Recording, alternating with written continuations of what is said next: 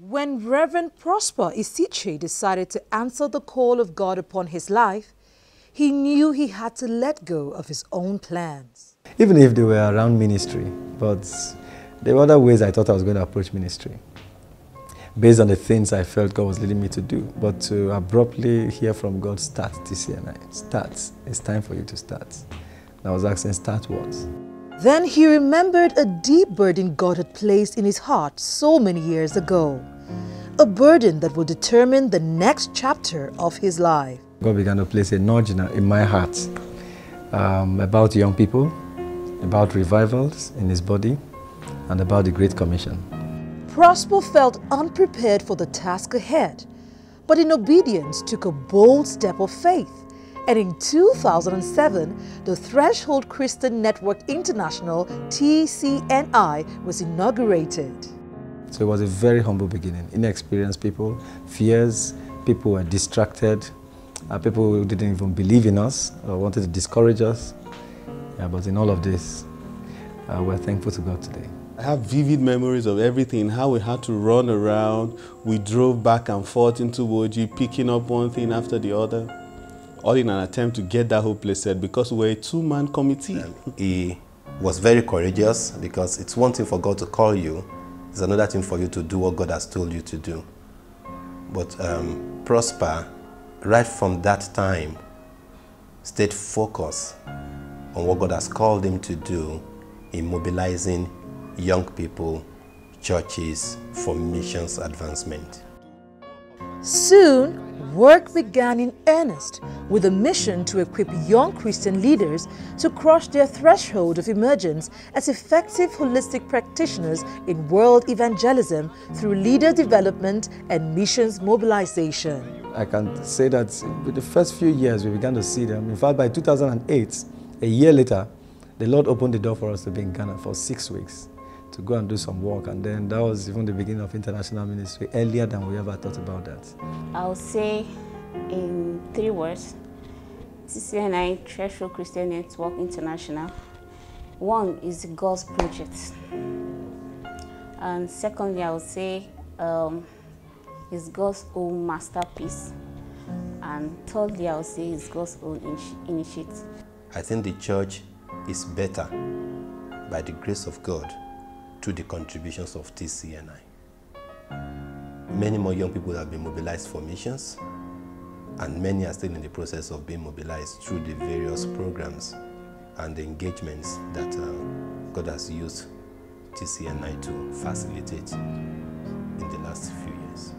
An amazing thing about TCNI is how I've seen lives transformed. You see a young man who walks into one of our meetings, because we usually have campaigns, we go to states, ministries who want our services in quotes, and then we have times to reach out to a lot of people, and then we see transformed lives. And you see a person who didn't think that he could do anything for the Lord, but he encounters us by the mercy of the Lord, and the next moment we hear that such a one is planting a church in a remote village. Those are amazing things for us in our minds.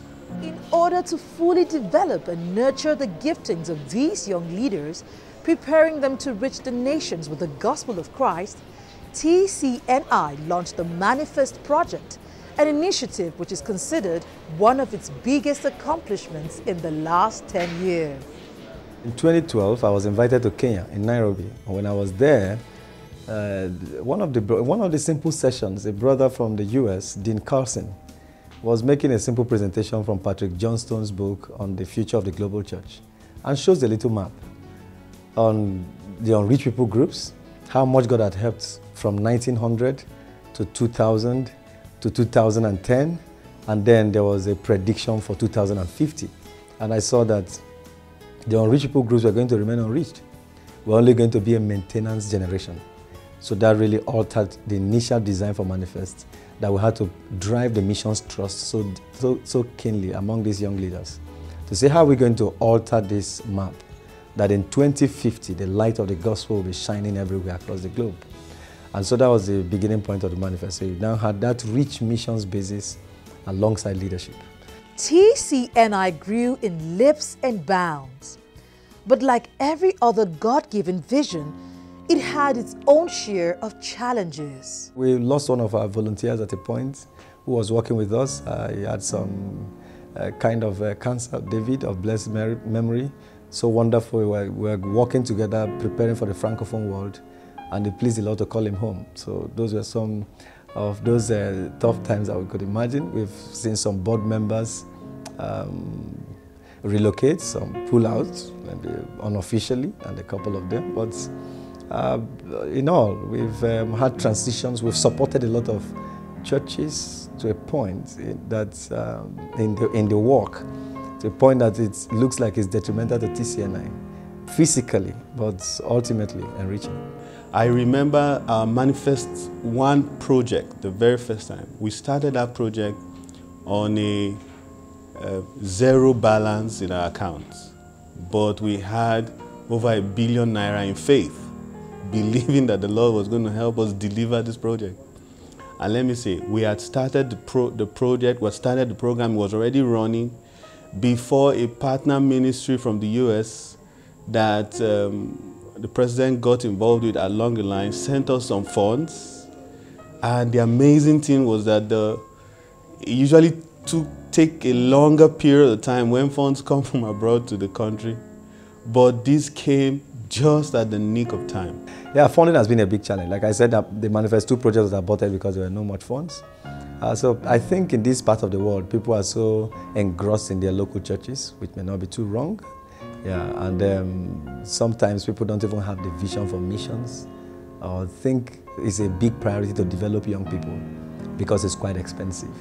So and sometimes they don't even want to connect and understand what you're talking about. But we also understand the dynamics in this part of the world, that credibility is built over years.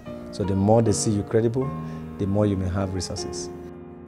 In celebration of TCNI's 10th year anniversary, some of its staff had a couple of things to say about Reverend Prosper and the ministry as a whole.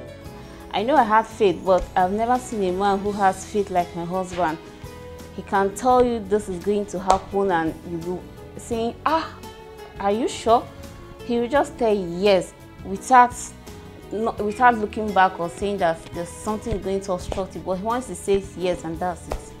So I'm so happy today saying TCNI is 10, and in the course of our celebration, we have a baby Nathan, and it's a thing of joy too. Working with TCNI, it has actually created an avenue for me to discover more about God. Yeah, before I got into TCNI, I have built a level of fellowship with God, but getting into TCNI has opened another dimension of fellowship, which has impacted my personal life. This is how we can progress. Reverend Prosper is a graced man. I must say he's graced by God. And he's a man of this generation. He's a young man who also believes in young people. He's called by God and believes in young people. He's a man full of wisdom.